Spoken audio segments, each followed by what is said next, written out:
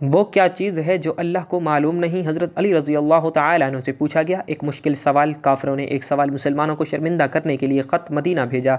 ये ख़त जब हज़रत अली रज़ी अल्लाह तआला अन्हु की बारगाह में पहुँचा तो आप भी हैरान रह गए, क्योंकि उसमें अजीब व गरीब सवालात थे, जैसा कि वो कौन सी चीज़ है जो खुदा के इल्म में भी नहीं है, नाउज़ु बिल्लाह। बिस्मिल्लाहिर्रहमानिर्रहीम। वैसे तो हर सहाबी से आप सल्लल्लाहु अलैहि वसल्लम को प्यार था। हर सहाबी आप सल्लल्लाहु अलैहि वसल्लम का जानिसार साथी और महबूब था, लेकिन बाज़ ऐसे खुशनसीब भी हैं जिनसे आप सल्लल्लाहु अलैहि वसल्लम को ख़ास ताल्लुक़ और महब्बत थी। उनमें हज़रत अली रज़ी अल्लाह तआला अन्हु की ज़ात ग्रामी भी है। हज़रत अली रज़ी अल्लाह तआला अन्हु से आप सल्लल्लाहु अलैहि वसल्लम को जो ताल्लुक़ ख़ातिर था वो बहुत ज़्यादा था। आप दामाद रसूल सल्लल्लाहु अलैहि वसल्लम थे और बेशुमार मौके पर रसूल अकरम सल्लल्लाहु अलैहि वसल्लम की ज़ात ग्रामी से मंसूब ऐसे कई फरमूदात रिवायत किए गए हैं जिनसे हज़रत अली रज़ी अल्लाह तआला अन्हु की फ़जीलत मालूम होती है। आप सल्लल्लाहु अलैहि वसल्लम की एक मशहूर हदीस में है कि मैं इल्म का शहर हूँ और अली इसका दरवाज़ा है। गोया क़यामत तक और ज़मानों तक ये असूल वज़ा कर दिया गया कि जिसको खैरात इल्म दरकार होगी उसे इस दरवाज़े पर आना होगा। जिस शख्सियत को रसूल अकरम सल्लल्लाहु अलैहि वसल्लम ने इल्म का दरवाज़ा करार दे दिया तो फिर उसकी ज़हानत का तो ये आलम होना था कि उसने मिंबर खिताबत पर बैठ के सलूनी की सदाएँ बुलंद करनी थी, यानी पूछ लो जो मुझसे पूछना चाहते हो और मैं इसका तशफ़ी जवाब तुम्हें अता करूँ। बेशुमार वाक़यात हज़रत अली रज़ी अल्लाह तआला अन्हु की ज़ात ग्रामी से मंसूब हैं कि जब बज़ाहिर पेचीदा नज़र आने वाले किसी मसले या किसी सवाल का हल आपने अपनी ज़हानत और कमाल इल्म की बदौलत चंद लम्हों में पेश कर दिया। आज हम हज़रत अली रज़ी अल्लाह तआला अन्हु की ज़ात ग्रामी से मंसूब एक वाक़या आपके साथ शेयर करने जा रहे हैं जिनसे आप लोगों के इल्म व फ़ज़ल के मर्तबे को समझने में मदद मिलेगी। दोस्तों, एक मरतबा हज़रत सैयदना उमर रज़ी अल्लाह तआला अन्हु के अहद खिलाफत में एक लड़के को ज़िना के जुर्म में सज़ा देने के लिए ले जाया जा रहा था। वाज़ेह रहे कि इस्लाम में शादीशुदा ज़ानी के लिए संसारी और गैर शादीशुदा के लिए 80 कोड़े बतौर सज़ा है। वो लड़का ऊँची आवाज़ से पुकार रहा था कि मैं बेगुनाह हूँ, मुझे सज़ा ना दी जाए। इसी असना में हज़रत अली रज़ी अल्लाह तआला अन्हु का वहाँ से गुज़र हुआ तो हज़रत अली रज़ी अल्लाह तआला अन्हु ने उस लड़के की पुकार सुनकर सरकारी एहलकारों को रुकने का हुक्म फरमाया और लड़के से पूछा क्या मामला है। लड़के ने हज़रत अली रज़ी अल्लाह तआला अन्हु से अर्ज़ की कि जनाब, जिस जुर्म का इल्ज़ाम मुझ पर लगाया जा रहा है मैंने वो जुर्म नहीं किया है और जिस जुर्म का मुझ पर इल्ज़ाम लगाने वाली मेरी माँ है। हज़रत अली रज़ी अल्लाह तआला ने यह सुनकर सरकारी एहलकारों को वही रोका और कहा इस लड़के की जो है फ़िलहाल रोक दिया जाए, मैं इस केस को दोबारा सुनूंगा। अगर ये लड़का गुनहगार हुआ तो तब सज़ा देना हो। दूसरे दिन हज़रत अली रज़ी अल्लाह तआला ने औरत और लड़के को अदालत में तलब फरमा दिया। हज़रत अली रज़ी अल्लाह तआला उन्होंने इल्ज़ाम लगाने वाली औरत से दरियाफ्त किया कि क्या इस लड़के ने तेरे साथ दस्त दराज़ी की है और वो जुर्म क्या है जिस पर तूने इस सज़ा के लिए पेश किया था। उस औरत ने इस बात में सर हिला दिया और कहा कि हाँ। इस पर हज़रत अली रज़ी अल्लाह तआला अन्हु ने अपना रुख लड़के की जानिब मोड़ा और उससे पूछा कि यह औरत तेरी क्या लगती है। उसने कहा ये औरत मेरी माँ है। जिस पर औरत ने उस लड़के को बेटा मानने से इनकार कर दिया। उस औरत के इनकार पर मामला गंभीर हो गया। फैसला सुनने के लिए लोगों का बहुत बड़ा मजमा इकट्ठा हो चुका था। हज़रत अली रज़ी अल्लाह तआला अन्हु ने फरमाया तो अच्छा है आए औरत, मैं इस लड़के का तेरे साथ इतने हक महर के बदले निकाह करता हूँ। तो औरत चीख उठी कि अली, क्या किसी बेटे का माँ के साथ निकाह हो सकता है। हज़रत अली रज़ी अल्लाह तआला अन्हु ने जवाब फरमाया कि तेरे इस दावे का क्या मतलब है। उस औरत ने जवाब दिया है आए अली रज़ी अल्लाह तआला अन्हु, ये लड़का तो वाकई मेरा बेटा है। इस पर सैयदना अली अल मुर्तज़ा रज़ी अल्लाह तआला अन्हु ने फरमाया कि क्या कोई बेटा अपनी माँ के साथ दस्त दराज़ी कर सकता है। औरत ने कहा कि हरगिज़ नहीं। तो हज़रत अली रज़ी अल्लाह तआला अन्हु ने पूछा कि तूने अपने बेटे के ऊपर ऐसा घटिया इल्ज़ाम क्यों लगाया। औरत ने जवाब दिया मेरी शादी एक छोटी उम्र में अमीर कबीर शख्स से हुई थी। उसकी बहुत ज़्यादा जायदाद थी। ये बच्चा अभी कम सिन दूध पीता ही था कि मेरा खामिद मर गया। तो मेरे भाइयों ने मुझे कहा कि ये लड़का तो अपने बाप की जायदाद का वारिस है, इसको कहीं छोड़ आओ। मैं इसे किसी आबादी में छोड़ आई। सारी जायदाद मेरी और बिलाखिर मेरे भाइयों की होगी। ये लड़का बड़ा हुआ तो माँ की मोहब्बत ने इसके दिल में अंगड़ाई ली। ये माँ की तलाश कर में मेरे तक पहुंच गया।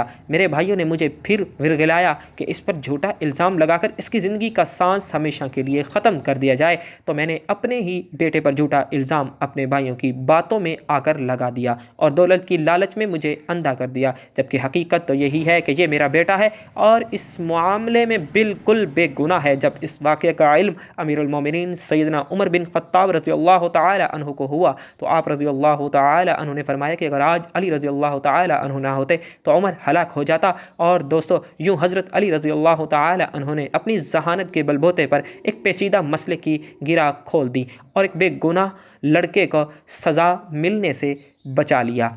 मनाक़िब अली में अल्लामा इब्न जौज़ी लिखते हैं कि हज़रत उमर फ़ारूक रज़ी अल्लाह ताला अन्हु जब खिलाफत की मसनद पर बैठे तो उन्होंने ये बात किस वक्त कही थी कि मैं इस मुश्किल वक्त से अल्लाह ताला की पनाह चाहता हूँ जिसके हल करने के लिए हज़रत अली रज़ी अल्लाह ताला अन्हु मेरे पास मौजूद ना हो। इसके जवाब में अल्लामा साहिब ख़ुद ही लिखते हैं कि एक दफ़ा कैसर रूम ने चंद सवालात लिखकर मुसलमानों के खलीफा हज़रत उमर रज़ी अल्लाह ताला अन्हु के पास भेजे। सवालात ऐसे थे कि जिनका जवाब रूम में भी किसी के पास ना था।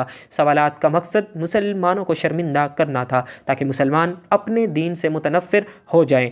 चुनाचे मस्जिद नबवी में अजीम सहाबियों की महफिल जमी हुई थी। कैसर रूम का कासिद आया और ख़त पढ़ना शुरू किया। ख़त की तहरीर कुछ यूँ थी कि बादशाह रूम ने लिखा था कि ये ख़त है बादशाह रूम कैसर बनी अल असगर का वक्त के खलीफा हज़रत उमर रज़ी अल्लाह ताला अन्हु की तरफ के मैंने जो सवालात लिखे हैं मुझे इन सब सवालात के जवाबात बता दीजिए। नंबर 1, वो कौन सी चीज़ है जिसको खुदा ने तख्लीक नहीं किया। नंबर 2, वो कौन सी चीज़ है जो खुदा के इल्म में नहीं।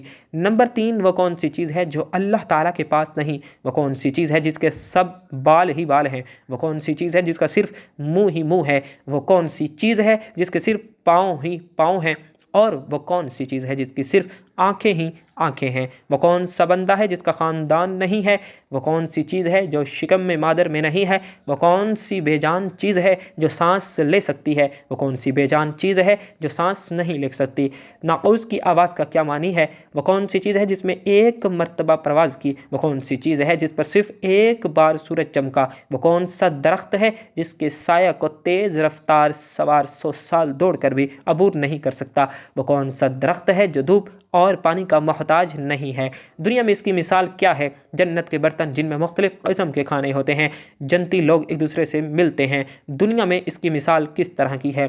जन्नत के सेब से हुरें बरामद होंगी लेकिन इनमें ज़रा भर कमी भी वाक़ई नहीं होगी। दुनिया में इसकी मिसाल क्या है। जन्नत की चाबियाँ क्या हैं। हज़रत उमर रज़ी अल्लाह ताला अन्हु ने ख़त पढ़ते ही फरमाया कि इसका जवाब तो सिर्फ बरादर रसूल बाबिल इल्म हज़रत अली रज़ी अल्लाह ताला अन्हु दे सकते हैं।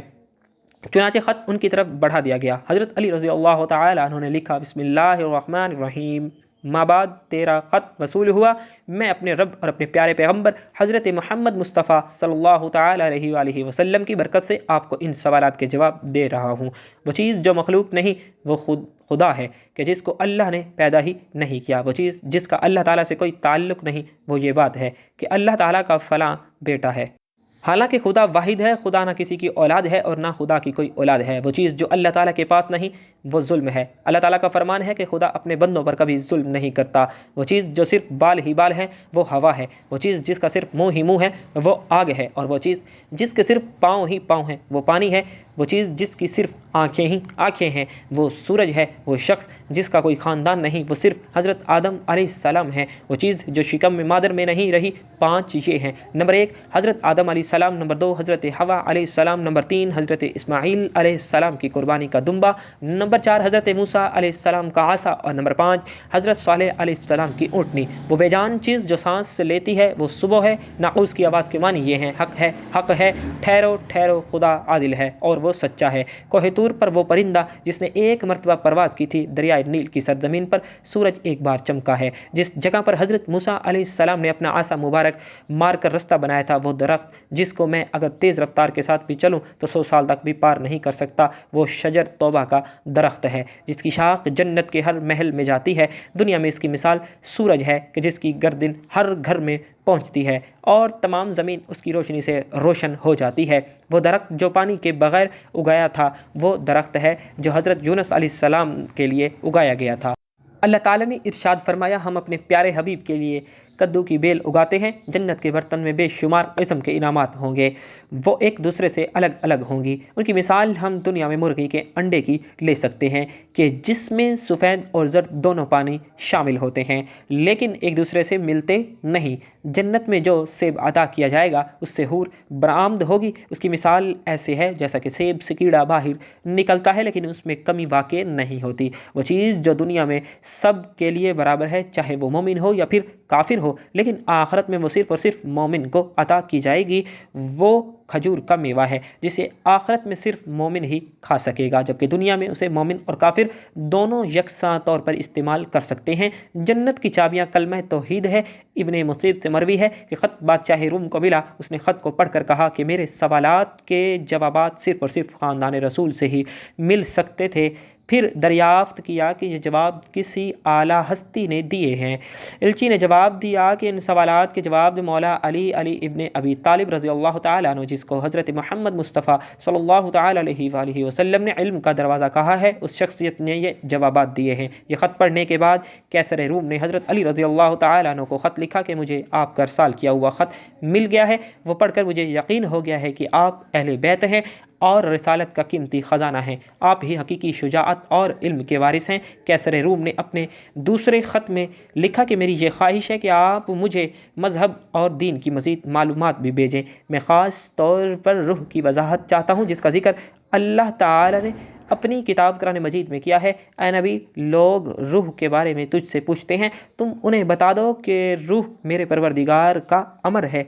ये रूह क्या चीज़ है? मौला अली रज़ी अल्लाह ताला अन्हु ने जवाबन ख़त में ये लिखा कि माबाद रूह एक नूरानी नुक्ता है और एक गैर मरी मखलूक है, जिसको अल्लाह ने अपने कुदरत कामिला से पैदा फरमाया है और अपने ख़ास ख़जाने से निकाल कर अपनी मलकियत में रखा हुआ है। और यही रूह ही असल में हर चीज़ का सबब ज़िंदगी है। और हर रूह जानदार के पास एक वक्त मुकर्रर तक अमानत है। जब इसकी मुद्दत मुकम्मल हो जाती है तो खुदा उसे वापस अपने पास ही बुला लेता है। अल्लाह पाक हमें बेहतर अमल करने की तौफीक अता फरमाए और हमें ईमान की दौलत से माला माल करे। आमीन सुम्मा आमीन। नाज़रीन, कमेंट बॉक्स में अल्लाह और अल्लाह के रसूल सल्लल्लाहु तआला अलैहि वसल्लम के 99 नामों में से एक नाम को ज़रूर टाइप कीजिएगा। ज़िंदगी रही तो इंशाअल्लाह नेक्स्ट वीडियो में मिलेंगे।